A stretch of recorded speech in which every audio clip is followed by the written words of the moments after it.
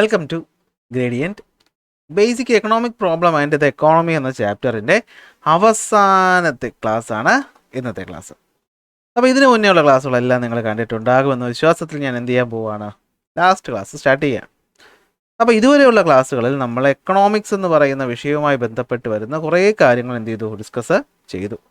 അപ്പോൾ ക്ലാസ് കണ്ടിട്ടില്ലെങ്കിൽ എന്ത് ചെയ്യുക, ആ ക്ലാസ് കണ്ടിട്ട് വരിക. കാണാനായിട്ട് എന്ത് ചെയ്താൽ മതി, ഡിസ്ക്രിപ്ഷനിൽ പോയിട്ട് പ്ലേലിസ്റ്റ് ലിങ്ക് ഉണ്ട്, അതിൽ കയറിയാൽ നിങ്ങൾക്ക് സോഷ്യൽ സയൻസിലെ എല്ലാ ക്ലാസ്സുകളും കാണാൻ പറ്റും. അപ്പോൾ നോട്ട് വേണമെന്നുണ്ടെങ്കിൽ എന്ത് ചെയ്യണം, ടെലഗ്രാമിൽ ജോയിൻ ചെയ്യണം. വാട്സാപ്പിൽ ജോയിൻ ചെയ്താൽ കുഴപ്പം എന്താണെന്ന് വെച്ചാൽ ചിലപ്പോൾ നോട്ട് കിട്ടാൻ കുറച്ച് ലേറ്റായി എന്ന് വരും. തുടങ്ങാമല്ലോ. അപ്പോൾ നമ്മൾ ഇതുവരെയുള്ള സമയം കൊണ്ട് നമ്മൾ എന്തൊക്കെ പഠിച്ചു? നമ്മൾ മനുഷ്യൻ്റെ ഹ്യൂമൻ നീഡ്സുകളെ പറ്റി പറഞ്ഞു.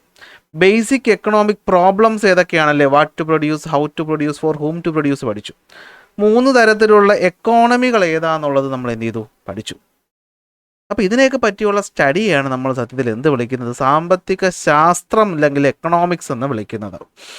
ചെറിയൊരു ടോപ്പിക്കല്ല, വലിയ ടോപ്പിക്ക്. അതിനകത്ത് ഈ പറഞ്ഞത് ഉൾപ്പെടുത്ത് എക്സ്ട്രാ ആയിട്ട് ബഡ്ജറ്റ് വരും, ബാങ്ക് വരും, മാർക്കറ്റ് വരും, ഗുഡ്സും സർവീസും, അങ്ങനെ നമ്മുടെ ഡെയിലി ലൈഫിൽ നടക്കുന്ന സാമ്പത്തികമായിട്ടുള്ള കാര്യങ്ങൾ ഇൻവോൾവ് ചെയ്യുന്ന എല്ലാ കാര്യങ്ങളും അതിനകത്ത് ഉൾപ്പെടും. അപ്പോൾ ആ വിഷയമായിട്ടുള്ള എക്കണോമിക്സിനെ പറ്റിയാണ് നമ്മൾ ഇന്ന് എന്ത് ചെയ്യാൻ പോകുന്നത്, പറയാനായിട്ട് പോകുന്നത്. എക്കണോമിക്സ് എന്ന വിഷയവുമായി ബന്ധപ്പെട്ട് കുറച്ച് ആൾക്കാരെ പറ്റിയാണ് നമ്മൾ പഠിക്കാൻ പോകുന്നത്. വളരെ ഇമ്പോർട്ടൻ്റ് ആണ്, ഷുവർ ക്വസ്റ്റ്യൻ ആണ്. അപ്പോൾ എന്താ എക്കണോമിക്സ് എന്ന് വെച്ച് കഴിഞ്ഞാൽ, economics is the discipline that deals with all economic activities. നമ്മുടെ എല്ലാ എക്കണോമിക് ആക്ടിവിറ്റീസും, human needs, basic economic problems, different economies, banking, budget, market, goods, service എല്ലാം അതിനകത്ത് എന്ത് ചെയ്യും, വരും. അപ്പോൾ എങ്ങനെയാണ് ഈ ഒരു വിഷയം, ഇങ്ങനൊരു ബ്രാഞ്ച് ഉണ്ടായി വന്നത്? അപ്പോൾ എക്കണോമിക്സ് എന്നൊരു ബ്രാഞ്ച് തുടങ്ങിയതിന് പിന്നിൽ പ്രവർത്തിച്ച വ്യക്തി, അല്ലെങ്കിൽ ആദ്യമായിട്ട് എക്കണോമിക്സ് എന്നൊരു വിഷയത്തെപ്പറ്റി പറഞ്ഞ ആൾ ആരാണ്? അതാണ് ആദം സ്മിത്ത് എന്ന് പറയുന്നത്. അദ്ദേഹം നമ്മൾ ഫാദർ ഓഫ് എക്കണോമിക്സ് എന്ന് വിളിക്കും. അദ്ദേഹമാണ് ആദ്യമായിട്ട് എക്കണോമിക്സ് എന്ന വിഷയത്തിന് ഒരു നിർവചനം, ഒരു ഡെഫിനിഷൻ കൊടുത്തത്. അദ്ദേഹം പറഞ്ഞു, economics is the study of wealth. സമ്പത്തിനെ പറ്റിയുള്ള പഠനമാണെന്ത്, സാമ്പത്തിക ശാസ്ത്രം എന്ന് പറയുന്നത്. സമ്പത്തിനെ പറ്റിയുള്ള സ്റ്റഡി ഓഫ് നോളജി എന്ന് പറഞ്ഞ് വേറെ പറയും, നമ്മൾ അതല്ലേ സംഭവം. സമ്പത്തിനെ പറ്റി നമ്മൾ പഠിക്കുന്ന ശാസ്ത്ര മേഖല അല്ലെങ്കിൽ സോഷ്യൽ സയൻസിൻ്റെ ബ്രാഞ്ചിനെയാണ് നമ്മൾ എന്തെന്ന് വിളിക്കുന്നത്, എക്കണോമിക്സ് എന്ന് വിളിക്കുന്നത്. ആദ്യം പറഞ്ഞ വ്യക്തിയാണ് ആര്, ആദം സ്മിത്ത്. അപ്പോൾ ഫാദർ ഓഫ് എക്കണോമിക്സ് ആണ് ആര്, Adam Smith. Wealth of nation എന്ന പുസ്തകത്തിലാണ് അദ്ദേഹം ഇതിനെപ്പറ്റി എന്ത് ചെയ്യുന്നത്, പറയുന്നത്. ആദ്യകാലം വളരെ വളരെ പണ്ട് പറഞ്ഞ കാര്യമാണ്. പിന്നീട് വീണ്ടും മറ്റ് പല ആൾക്കാർ എക്കണോമിക്സിനെ പറ്റി പറഞ്ഞു. നമുക്കതിൽ ജസ്റ്റ് ടെക്സ്റ്റ് ബുക്കിൽ ഒരു ചെറിയ ലൈൻ പോലെ ഇങ്ങ് പോയിട്ടുണ്ടെന്നേ ഉള്ളൂ. അതിൽ ആദ്യം പറയുന്ന ആരെ പറ്റിയിട്ടാണ്, നമ്മുടെ ഫാദർ ഓഫ് എക്കണോമിക്സിനെ പറ്റിയാണ്. ആരാണ് അദ്ദേഹം? ആദം സ്മിത്ത് ആണ്. പിന്നീട് ആൽഫ്രഡ് മാർഷൽ എന്ന് പറയുന്ന ഒരു വ്യക്തി പറഞ്ഞു, എന്താണ് എക്കണോമിക്സ് എന്ന് വെച്ച് കഴിഞ്ഞാൽ വെൽഫെയറുമായിട്ടാണ് ബന്ധപ്പെട്ടിരിക്കുന്നത്, മനുഷ്യൻ്റെ വെൽഫെയറുമായി ബന്ധപ്പെട്ടിരിക്കുന്ന ഒരു ബ്രാഞ്ചാണ് എന്താണെന്ന് പറയുന്നത്, എക്കണോമിക്സ് എന്ന് പറയുന്നത്. അത് economics is A science of welfare. അപ്പോൾ എന്താണ്, ഓക്കെ, ഇംപ്രൂവിങ് ഹ്യൂമൻ വെൽഫെയർ ആണ് എന്ത്, എക്കണോമിക്സ് എന്ന് പറയുന്ന വിഷയത്തിൻ്റെ പ്രധാന ലക്ഷ്യമെന്നാണ് ആര് പറഞ്ഞത്, ആൽഫ്രഡ് മാർഷൽ പറഞ്ഞത്. പിന്നീട് ലയണൽ റോബിൻസ് പറഞ്ഞ എന്താണെന്ന് വെച്ച് കഴിഞ്ഞാൽ, ഓക്കെ, മനുഷ്യൻ്റെ ആവശ്യങ്ങൾ എന്ന് പറയുന്ന അൺലിമിറ്റഡും റിസോഴ്സ് എന്ന് പറഞ്ഞാൽ ലിമിറ്റഡുമാണ്. അപ്പോൾ ഇതിനെപ്പറ്റിയുള്ള റിലേഷൻഷിപ്പാണ് നമ്മൾ എന്ത് പഠിക്കുന്നത്, എക്കണോമിക്സ് പഠിക്കുന്നത് എന്ന് പറയും. നമ്മൾ തന്നെ സ്കേഴ്സിറ്റി ആൻഡ് ചോയ്സ് അല്ലെങ്കിൽ സ്കേഴ്സിറ്റി ഡെഫിനിഷൻ ഓഫ് എക്കണോമിക്സ് എന്നും പറയാറുണ്ട്. മുന്നത്തെ ടെക്സ്റ്റ് ബുക്കിൽ അങ്ങനെ പറഞ്ഞുകൊണ്ടിരുന്നത്, സ്കേഴ്സിറ്റി ഡെഫിനിഷൻ ഓഫ് എക്കണോമിക്സ് എന്ന്. 3 വാചകങ്ങളും ഇവിടെ എന്ത് ചെയ്തിട്ടുണ്ട്, ഒറ്റ പാരഗ്രാഫിൽ കൊടുത്തിട്ടുള്ളത് കൊണ്ട് തന്നെ ഇത് പരീക്ഷയ്ക്ക് ചോദിക്കുമോ എന്നുള്ള കാര്യത്തിൽ എനിക്കൊരു ചെറിയ സംശയമുണ്ട്. എന്നാലും നോക്കി വെച്ചു. 3 പേര്. Adam Smith, father of economics. എക്കണോമിക്സിൽ എന്തെന്ന് പറഞ്ഞു, സ്റ്റഡി ഓഫ് വെൽത്ത് എന്ന് പറഞ്ഞു. ആൽഫ്രഡ് മാർഷൽ പറഞ്ഞു, എന്താണ്, വെൽഫെയർ ആണ്, മനുഷ്യ വെൽഫെയർ ആണ്.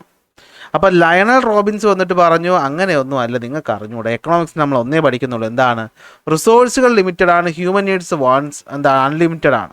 അപ്പോൾ ഇത് രണ്ടും തമ്മിലുള്ള ബന്ധമാണ് എന്തെന്ന് പറയുന്നത്, എക്കണോമിക്സ് എന്ന് പറഞ്ഞു. നമ്മളതിനെ സ്കേഴ്സിറ്റി ഡെഫിനിഷൻ എന്നൊക്കെ പറയും. ഇതാണെന്ത്, 3 ഡെഫിനിഷൻസ് ഓഫ് എക്കണോമിക്സ് എന്ന് പറയുന്നത്. ഇപ്പോൾ 3 പേരെ പഠിച്ചു. ആരൊക്കെ പഠിച്ചു? ആദം സ്മിത്ത്.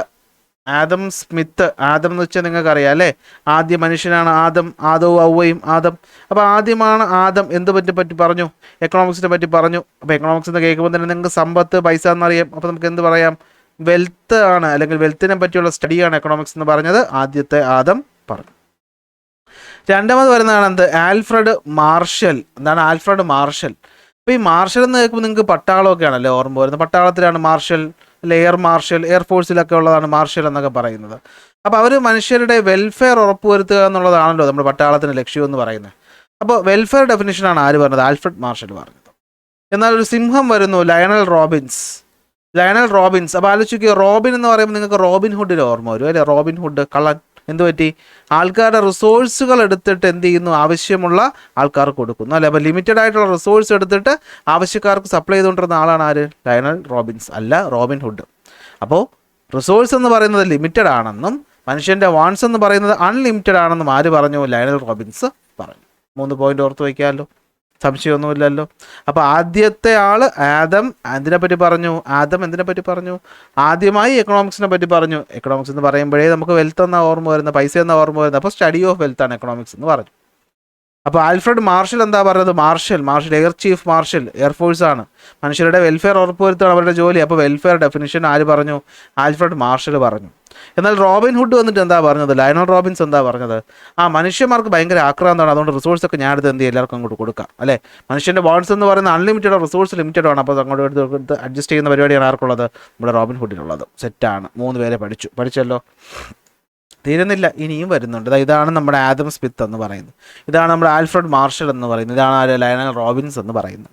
എന്നാൽ എക്കണോമിക്സിന് വേണ്ടിയിട്ട് കോൺട്രിബ്യൂട്ട് ചെയ്ത മറ്റു കുറച്ച് ആൾക്കാരെ പറ്റിയും നമ്മൾ അറിയണം. ആദ്യം വരുന്നതാണ് ഡേവിഡ് റിക്കാർഡോ. അപ്പോൾ ഡേവിഡ് റിക്കാർഡോ എന്ന് പറയുന്ന ഒരാൾ എന്തിനെപ്പറ്റി പറഞ്ഞു എന്ന് വെച്ച് കഴിഞ്ഞാൽ തിയറി ഓഫ് റെൻറ്റിനെ പറ്റി പറഞ്ഞു. അപ്പോൾ റിക്കാർഡോ എന്തിനെ പറ്റി പറഞ്ഞു? റെൻറ്റിനെ പറ്റി പറഞ്ഞു. റെൻറ്റിനെ പറ്റി പറഞ്ഞു. അപ്പോൾ റിക്കാർഡോ റെൻറ്റ് 6. ഡേവിഡ് റിക്കാർഡോ എന്തിനെ പറ്റി പറഞ്ഞു? റെൻറ്റിനെ പറ്റി പറഞ്ഞു. റെൻറ്റിനെ പറ്റി എന്ത് പറഞ്ഞു? രാജ്യങ്ങൾ തമ്മിൽ ഇൻ്റർനാഷണൽ ട്രേഡ് ഉണ്ടാക്കണം. രാജ്യങ്ങൾ തമ്മിൽ എന്ത് ചെയ്യണം? ട്രേഡ് നടത്തണം, ഇൻ്റർനാഷണൽ ട്രേഡ് നടത്തണം. അങ്ങനെ നടത്തുമ്പോൾ രാജ്യങ്ങൾക്കെല്ലാം എന്തുണ്ടാവും? അഭിവൃദ്ധി ഉണ്ടാവും. നിങ്ങളതിനെ ആലോചിച്ച് നോക്കണം. വെൽത്ത് രാജ്യങ്ങൾ തമ്മിൽ എക്സ്ചേഞ്ച് ചെയ്യുന്നു. പെട്രോളിയം നമുക്കില്ല, നമ്മൾ അറേബ്യയിൽ നിന്ന് വാങ്ങുന്നു, നമ്മളിവിടുന്ന് ജോലിക്കാരെ നമ്മളിൽ ആവശ്യം പോലെ, അപ്പോൾ നമ്മൾ അവരെ അങ്ങോട്ട് കൊടുക്കുന്നു. ഇൻ്റർനാഷണലി അങ്ങോട്ടും ഇങ്ങോട്ടും കാര്യങ്ങൾ എക്സ്ചേഞ്ച് ചെയ്യല്ലേ, നമുക്ക് രണ്ടുപേർക്കും ഗുണം കിട്ടുകയല്ലേ. അപ്പോൾ ഇൻ്റർനാഷണലായിട്ട് 2 രാജ്യങ്ങൾക്കിടയിൽ ട്രേഡ് നടത്തുന്നത് നല്ലതാണ്. ആ തിയറിയുടെ പേരാണ് തിയറി ഓഫ് റെൻറ്റ്. നിങ്ങൾ ഇത്രയും ആലോചിച്ച് വെച്ചാൽ മതി. നമ്മൾ എപ്പോഴാണ് റെൻറ്റ് കൊടുക്കുന്നത്? വാടക വീട്ടിൽ കിടക്കുമ്പോഴല്ലേ വാടക. നമ്മൾ സ്വന്തം നാട്ടിൽ നമുക്ക് വീടുണ്ടാവും, നമ്മൾ അന്യ രാജ്യത്ത് പോകുമ്പോഴായിരിക്കും നമുക്ക് വാടക എടുക്കേണ്ടി വരുന്നത് അല്ലേ? അന്യ നാട്ടിൽ പോകുമ്പോഴായിരിക്കും നമ്മൾ എന്ത് ചെയ്യേണ്ടി വരുന്നത്? വാടകയ്ക്ക് എടുക്കേണ്ടി വരുന്നത്. അപ്പോൾ അന്യനാടെന്ന് പറയുമ്പോൾ മറ്റ് രാജ്യം, അപ്പോൾ 2 കൺട്രീസ്. അപ്പോൾ 2 കൺട്രീസ് തമ്മിൽ ട്രേഡ് നടത്തുമ്പോൾ അത് രാജ്യങ്ങൾക്ക് 2 പേർക്കും വെൽഫെയർ ഉണ്ടാക്കുമെന്ന് ആര് പറഞ്ഞു? റിക്കാർഡോ പറഞ്ഞു. അപ്പോൾ David Ricardo theory of rent പറഞ്ഞു. റെൻറ്റ് കൊടുക്കുന്ന എന്തിനാണ്? 2 രാജ്യങ്ങളാണ്. അപ്പോൾ 2 കൺട്രീസിനിടയിലുള്ള എക്സ്ചേഞ്ച് കാരണം വെൽത്ത് ഉണ്ടാകുമെന്ന് പറയുന്നത് ആരാണ്? David Ricardo. സെറ്റാണ്.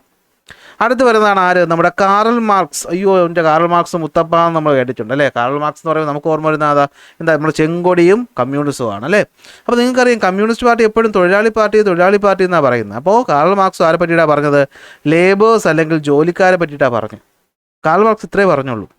ഒരു കമ്പനിയിൽ പ്രധാനമായിട്ടും മൂല്യം ഉണ്ടാക്കുന്നത് ജോലിക്കാരാണ്. പക്ഷേ ആ മൂല്യം മൊത്തം ആരെടുത്ത് വയ്ക്കും? മുതലാളി എടുത്ത് വെച്ചിട്ട് കുറച്ച് പൈസ മാത്രമേ ജോലിക്കാർക്ക് കൊടുക്കുകയുള്ളൂ. അപ്പോൾ സർപ്ലസ്, ബാക്കി വരുന്ന വെൽത്ത് മൊത്തം ഒരാളെ അടിച്ചുകൊണ്ട് പോകുന്നു എന്നാണ് ആര് പറഞ്ഞത്? കാറൽ മാർക്സ് പറഞ്ഞത്. തിയറിയുടെ പേര് തിയറി ഓഫ് സർപ്ലസ് വാല്യൂ. അപ്പോൾ എന്താ പറയുന്നത് നോക്കി? According the basis of production is the labour of the workers. ഒരു ഏത് കമ്പനി ആയാലും അവിടുത്തെ പ്രധാനപ്പെട്ട അധ്വാനം എന്ന് പറയുന്നത് തൊഴിലാളികളുടെയാണ്. പക്ഷേ only a small portion of this is given to the labours. അതിൽ കുറച്ചേ കൊടുക്കുന്നുള്ളൂ. അപ്പോൾ കുറച്ച് കൊടുത്തെങ്കിൽ ബാക്കി വരുന്നതിനല്ലേ ഇംഗ്ലീഷ് സർപ്ലസ് എന്ന് പറയുന്നത് അല്ലേ? അമിതം വരുന്നതിനല്ലേ? അപ്പോൾ ആ സർപ്ലസ് ആര് കൊണ്ടുപോകുന്നു? ക്യാപിറ്റലിസ്റ്റ് അഥവാ മുതലാളിമാർ കൊണ്ടുപോകുന്നു എന്നാണ് ആര് പറഞ്ഞത്? കാറൽ മാർക്സ് പറഞ്ഞത്. അപ്പോൾ മാർക്സ് എന്ന് കേട്ടാൽ തന്നെ കമ്മ്യൂണിസ്റ്റ് പാർട്ടി എന്ന് പറഞ്ഞാൽ തന്നെ തൊഴിലാളി എന്ന് പറഞ്ഞാൽ തന്നെ ലേബേഴ്സ്. അപ്പോൾ ലേബേഴ്സാണ് ഇമ്പോർട്ടൻറ്റ്. ലേബേഴ്സിന് എന്ത് കിട്ടുന്നില്ല? വാല്യൂ കിട്ടുന്നില്ല. സർപ്ലസ് മൊത്തം ആര് കൊണ്ടുപോകുന്നു? ക്യാപിറ്റലിസ്റ്റുകാർ കൊണ്ടുപോകുന്നു, മുതലാളി കൊണ്ടുപോകുന്നു. പിന്നെ വരുന്നതാണ് ജെ.എം. കെയ്ൻസ് പറഞ്ഞു, എന്ത് കാര്യം ഉണ്ടെങ്കിലും അതിലാര് വരണം? സർക്കാർ ഇടപെടണം അല്ലേ? നമ്മൾ എന്ത് പറയാനും പറയത്തില്ല, മുഖ്യമന്ത്രി രാജിവെക്കണം. ഈ അടുത്ത് നമ്മളൊന്നുണ്ടായിരുന്നു, എന്ത് പ്രശ്നം വന്നാലും നമ്മൾ ആരോഗ്യമന്ത്രി രാജിവെക്കണം എന്ന് പറയുന്ന പോലെ എന്ത് പ്രശ്നം വന്നാലും ഗവൺമെൻറ് തീരുമാനിക്കണമെന്നാണ് പറയുന്നത്. അതായത് okay, economist who argued for the theory of government intervention in the economic sector. ചുമ്മാ ക്യാപിറ്റലിസ്റ്റായിട്ട് അങ്ങനെ സ്വന്തം ഇഷ്ടത്തിന് വിടാൻ പറ്റത്തില്ല, എല്ലാത്തിനും എന്തിനു വേണം? സർക്കാരിൻ്റെ ഒരു കണ്ണുണ്ടാവണമെന്ന് പറഞ്ഞു. He opinion that economic problem can be solved to some extent through government interventions. സർക്കാർ ഇടപെടലിലൂടെ നമുക്ക് പ്രശ്നങ്ങൾ എന്ത് ചെയ്യാൻ പറ്റുമോ? സോൾവ് ചെയ്യാൻ പറ്റുമെന്ന് പറഞ്ഞ ആളാണ് ആര്? ജെ.എം. കെയ്ൻസ് എന്ന് പറയുന്നത്. ഓക്കെയാണ്. അപ്പോൾ ജെ.എം. കെയ്ൻസ് എന്ത് പറഞ്ഞാലും സർക്കാർ വേണം എന്ന് പറഞ്ഞു. നെക്സ്റ്റ് വരുന്നതാണ് ജെ.എ. ഷുംബീറ്റർ. ഞാൻ ഇയാളെ ശുംബൻ എന്നാണ് വിളിക്കുന്നത്. എന്താണ്? ശുംഭൻ ആളുടെ അടുത്തുള്ള ഡിസ്റെസ്പെക്റ്റ് കൊണ്ടൊന്നും അല്ല, കോഡിന് വേണ്ടിയിട്ട് പറഞ്ഞതാണേ ശുംഭൻ. അപ്പോൾ ശുംഭൻ എന്താ പറയുകയെന്ന് വെച്ച് കഴിഞ്ഞാൽ ഇവിടെ ഇൻവെൻഷൻ ഒന്നും ഉണ്ടാക്കരുത്, നിങ്ങൾ കണ്ടുപിടുത്തമൊന്നും നടത്തരുത്. നിങ്ങൾ പുതിയ കണ്ടുപിടുത്തം നടത്തുമ്പോൾ പുതിയ വ്യവസായമൊക്കെ ഉണ്ടാവുമെങ്കിലും പണ്ടത്തെ വ്യവസായങ്ങളൊക്കെ പൊളിഞ്ഞു പോകത്തില്ലേ. അപ്പോൾ നിങ്ങൾ എന്ത് ചെയ്യരുത്, പുതിയ ഇൻവെൻഷൻസ് ഒന്നും നടത്തരുത്. ക്രിയേറ്റീവ് ഡിസ്ട്രക്ഷൻ എന്നാണ് പറഞ്ഞത്. ഇതാണ് ക്രിയേറ്റീവ് ഡിസ്ട്രക്ഷൻ. ഒരാളുടെ ക്രിയേറ്റിവിറ്റി മറ്റൊരാളുടെ ഡിസ്ട്രക്ഷൻ ആവുന്നു. അതായത് ഇൻ്റർനെറ്റ് വന്നപ്പോൾ മറ്റു പല മേഖലകളും തകർന്നു. അത് നല്ലൊരു കാര്യമാണോ അല്ലേ എന്നുള്ളത് നിങ്ങളുടെ ഇഷ്ടം. Industries and technology create new opportunities. പുതിയ ഇൻഡസ്ട്രികൾ പുതിയ ഓപ്പർച്യൂണിറ്റീസ് ക്രിയേറ്റ് ചെയ്യുന്നു, പുതിയ ഇന്നോവേഷൻസിന് ഇത് കാരണമാകുന്നു. പക്ഷേ എന്ത് പറ്റി, existing industries and technologies are disrupted or destroyed by the inventions. അപ്പോൾ അതൊരു ശുംഭത്തനം അല്ലേ പറഞ്ഞത്, നല്ല കാര്യമല്ലേടാ ഇൻവെൻഷൻ വരുന്നത്. അപ്പോൾ ഇയാളൊരു ശുംഭത്തനം പറഞ്ഞു. ശുംഭൻ എന്ന് വെച്ചാൽ മണ്ട രീതിക്ക് ശുംബീറ്റർ എന്ത് പറഞ്ഞു, ക്രിയേറ്റീവ് ഡിസ്ട്രക്ഷനെ പറ്റി പറഞ്ഞു. ഇതിനെപ്പറ്റി പറഞ്ഞു, ക്രിയേറ്റീവ് ഡിസ്ട്രക്ഷനെ പറ്റി പറഞ്ഞു. ക്രിയേറ്റിവിറ്റി വേണം, പക്ഷേ അത് മറ്റൊരാളുടെ ഡിസ്ട്രക്ഷനിലോട്ടാണ് വലിക്കുന്നതെന്നാണ് ആര് പറഞ്ഞത്, ശുംബീറ്റർ പറഞ്ഞത്. 4 പേര് ഓർത്ത് വയ്ക്കാൻ പറ്റുന്നില്ലേ. ഡേവിഡ് റിക്കാർഡോ എന്തിനെ പറ്റി പറഞ്ഞു, റെൻറ്റിനെ പറ്റി പറഞ്ഞു. 2 രാജ്യങ്ങൾക്കിടയിലുള്ള ട്രേഡ് കാരണം വെൽത്ത് ഉണ്ടാകുന്നു. കാർൽ മാർക്സ് എന്ത് പറഞ്ഞു, ലേബേഴ്സ് ആണ് ഇമ്പോർട്ടൻറ്റ്, സർപ്ലസ് തിയറിയെ പറ്റി പറഞ്ഞു. കെയ്ൻസ് പറഞ്ഞു ഏതിനും സർക്കാർ ഇടപെടണമെന്ന് പറഞ്ഞപ്പോൾ ശുംബീറ്റർ എന്ത് പറഞ്ഞു, ക്രിയേറ്റീവ് ഡിസ്ട്രക്ഷനെ പറ്റി പറഞ്ഞു. ക്രിയേറ്റിവിറ്റി കാരണം, ഇന്നോവേഷൻ കാരണം മറ്റു പല ഇൻഡസ്ട്രികളും ഡിസ്ട്രക്ഷൻ സംഭവിക്കുന്നു എന്ന് പറഞ്ഞു. ഓക്കെ ആണോ? അപ്പോൾ നോക്കിയേ, ഡേവിഡ് റിക്കാർഡോ എന്ന ബ്രിട്ടീഷുകാരൻ എന്ത് പറഞ്ഞു, ഇൻ്റർനാഷണൽ ട്രേഡ് വെൽഫെയർ ഇംപ്രൂവ് ചെയ്യുമെന്ന് പറഞ്ഞു. തിയറിയുടെ പേര് theory of rent. Karl marks എന്ന് പറഞ്ഞു, ജർമ്മനിക്കാരനാണ്. തിയറി ഓഫ് സർപ്ലസ് വാല്യൂവിനെ പറ്റി പറഞ്ഞു. എന്താണ്, വർക്കേഴ്സാണ് വാല്യൂ ക്രിയേറ്റ് ചെയ്യുന്നത്, പക്ഷേ ക്യാപിറ്റലിസ്റ്റ് മൊത്തം എടുക്കുന്നു, എക്സ്പ്ലോയിറ്റ് ചെയ്യുന്നു.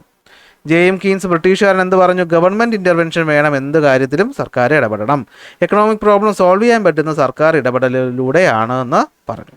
പിന്നെ വരുന്നതാണ് ആര്, നമ്മുടെ ശുംബീറ്റർ അണ്ണൻ. ഓക്കെ, ചെക്ക് റിപ്പബ്ലിക്കാണ്. അപ്പോൾ അദ്ദേഹം എന്ത് പറഞ്ഞു, ക്രിയേറ്റീവ് ഡിസ്ട്രക്ഷനെ പറ്റി പറഞ്ഞു. ഇന്നോവേഷൻസ് എന്ന് പറയുന്നത് പഴയ ഇൻഡസ്ട്രികളെ നശിപ്പിക്കും എന്ന് പറഞ്ഞു. ഓക്കെ, അപ്പോൾ ഇതാണ് പറയുന്നത്. അപ്പോൾ ഈ പറഞ്ഞൊരു ചോദ്യം ഇവിടെ തന്നിട്ടുണ്ട് കണ്ടോ, നോക്കി ഇതൊന്ന് മാച്ച് ചെയ്യാനാണ് പറഞ്ഞേക്കുന്നത്. The rise of smart phone industry led to the destruction of the tape recorder. ശരിയാണോ തെറ്റാണോ? ആണ്. ഇതാരാ പറഞ്ഞത്? നമ്മുടെ ശുംബീറ്ററാ പറഞ്ഞത് അല്ലേ, ശുംബനാ പറഞ്ഞത്. ഗവൺമെൻറ് ഇൻ്റർവെൻഷൻ വേണമെന്ന് പറഞ്ഞത് ആരാണ്? കെയ്ൻസ് ആണ് പറഞ്ഞത് അല്ലേ, കീസ്. ട്രേഡ് വേണമെന്ന് പറഞ്ഞത് ആരാണ്? അത് നമ്മുടെ റിക്കാർഡോ ആണ് പറഞ്ഞത്. ആരാ പറഞ്ഞത്? ഡേവിഡ് റിക്കാർഡോ ആണ് പറഞ്ഞത്. ബേസിക്സ് ഓഫ് പ്രൊഡക്ഷൻ എന്ന് പറഞ്ഞത് ലേബേഴ്സ് ആണെന്ന് പറഞ്ഞത് ആരാണ്? നമ്മുടെ കാർൽ മാർക്സ് ആണ് പറഞ്ഞത്. ആരാ പറഞ്ഞത്? കാർൽ മാർക്സ് ആണ് പറഞ്ഞത്. ഞാനിവിടെ കൊടുത്തിട്ടുണ്ട് കറക്റ്റായിട്ട്. സെറ്റാണേ. ഇനി ഇന്ത്യക്കാർ മോശക്കാരാണെന്നാണോ നിങ്ങളുടെ വിചാരം? അല്ല. എക്കണോമിക്സ് ബ്രിട്ടീഷുകാരനും ജർമ്മൻകാരനും ഒന്നുമല്ല, നമ്മുടെ ഇന്ത്യക്കാരനും കൊണ്ട് ആരുണ്ട്? നിങ്ങൾ കേട്ടിട്ടുണ്ട് അർത്ഥശാസ്ത്രം എഴുതിയ ചാണക്യ അല്ലേ? ചാണക്യൻ ഏത് രാജാവിൻ്റെ കൂടെ ആയിരുന്നു? ചന്ദ്രഗുപ്ത മൗര്യൻ്റെ കൂടെ ആയിരുന്നു അല്ലേ എന്നാണ് എൻ്റെ ഓർമ്മ. അത് വിക്രമാദിത്യനോ? അല്ല, വിക്രമാദിത്യൻ്റെ വേതാളമായിരുന്നു. അപ്പോൾ ചന്ദ്രഗുപ്ത മൗര്യൻ്റെ ബുദ്ധി ഉപദേശിച്ചു കൊടുത്ത വ്യക്തിയാണ് ചാണക്യൻ. അദ്ദേഹത്തിൻ്റെ പുസ്തകം അർത്ഥശാസ്ത്രം. ഒരുപാട് പൊളിറ്റിക്കലായിട്ടുള്ള ഒരുപാട് കാര്യങ്ങളെ പറ്റി അദ്ദേഹം എന്ത് ചെയ്തിട്ടുണ്ട്? പറഞ്ഞിട്ടുണ്ട്. എഫീഷ്യൻറ്റ് ടാക്സ് സിസ്റ്റം ഒരു രാജ്യത്തെ എക്കണോമിക്കലി ഡെവലപ്പ് ചെയ്യുമെന്ന് ആര് പറഞ്ഞു? ചാണക്യൻ അന്നേ പറഞ്ഞിരുന്നു. ആര് പറഞ്ഞിരുന്നു? ചാണക്യൻ. അപ്പോൾ ഇന്ത്യക്കാർ മോശമൊന്നുമല്ല, നമ്മുടെ ചാണക്യൻ, പണ്ടത്തെ ഒരാളാണ് ചാണക്യൻ, അഡ്വൈസർ ഓഫ് ചന്ദ്രഗുപ്ത മൗര്യൻ. എന്ത് പറഞ്ഞു?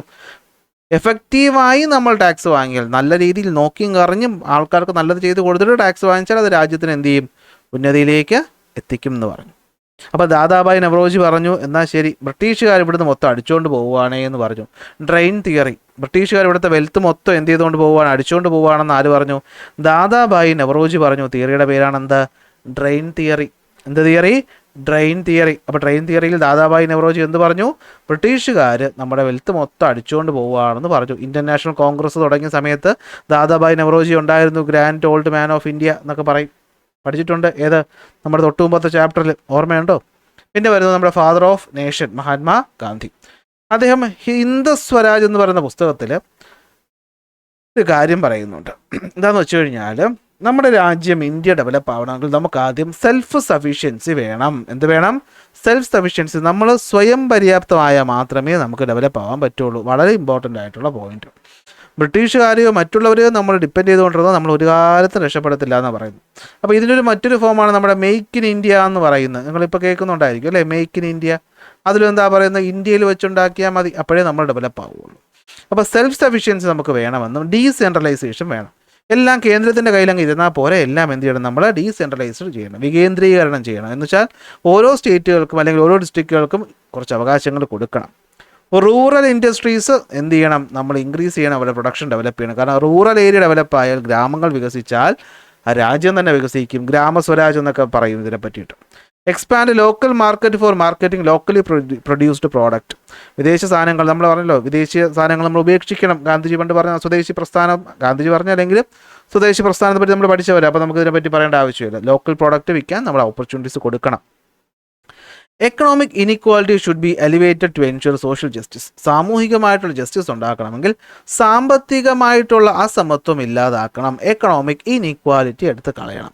പാവപ്പെട്ടവനും പണക്കാരനൊക്കെ ഒരുമിച്ച് നിന്നാൽ മാത്രമേ രാജ്യത്തിന് ഡെവലപ്മെൻറ്റ് ഉണ്ടാവുമെന്നാണ് നമ്മുടെ ഗാന്ധിജി പറഞ്ഞത്. അപ്പോൾ ഗാന്ധിജി പറഞ്ഞ പോയിന്റുകൾ നമുക്കൊന്ന് നോക്കാം. സെൽഫ് സഫിഷ്യൻ്റ് ആവണം, ഡീസെൻട്രലൈസേഷൻ കൊണ്ടുവരണം, റൂറൽ ഇൻഡസ്ട്രി പ്രൊമോട്ട് ചെയ്യണം, ലോക്കൽ മാർക്കറ്റ് കൊണ്ടുവരണം, ഇനിക്വാലിറ്റി എടുത്ത് കളയണം. 4 പോയിന്റ് ഓർത്ത് വെച്ചൂടെ. ഇതൊക്കെയാണ്. ഡീസെൻട്രലൈസേഷൻ കൊണ്ടുവരണം, അതുപോലെ തന്നെ എന്ത് വേണം, സെൽഫ് സഫിഷ്യൻ്റ് ആകണം, നമ്മൾ ലോക്കൽ മാർക്കറ്റുകൾക്ക് അവസരം കൊടുക്കണം, റൂറൽ ഇൻഡസ്ട്രിയെ ഡെവലപ്പ് ചെയ്യണം, എക്കണോമിക് ഇനിക്വാലിറ്റി ഇല്ലാതാക്കണം. ഇതൊന്ന് പറഞ്ഞാൽ മറ്റൊന്ന് വരും. കാരണം നമ്മൾ സെൽഫ് സഫിഷ്യൻസി ഉണ്ടാകാൻ വേണ്ടി നമ്മൾ സാധനങ്ങളും സേവനങ്ങളൊക്കെ എന്ത് ചെയ്യണം, നമ്മുടെ നാട്ടിൽ തന്നെ ഉൽപ്പാദിപ്പിക്കണം. അത് ഗ്രാമങ്ങളിൽ ഉൽപ്പാദിപ്പിക്കണം. റൂറൽ ഇൻഡസ്ട്രി ആയി. ഗ്രാമങ്ങളിൽ ഉൽപ്പാദിപ്പിച്ചിട്ട് വേറെ കയറ്റി വയ്ക്കാൻ പറ്റില്ല, അത് അവിടുത്തെ ലോക്കൽ മാർക്കറ്റിൽ തന്നെ വിൽക്കണം. 3ാമത്തെ പോയിന്റായി.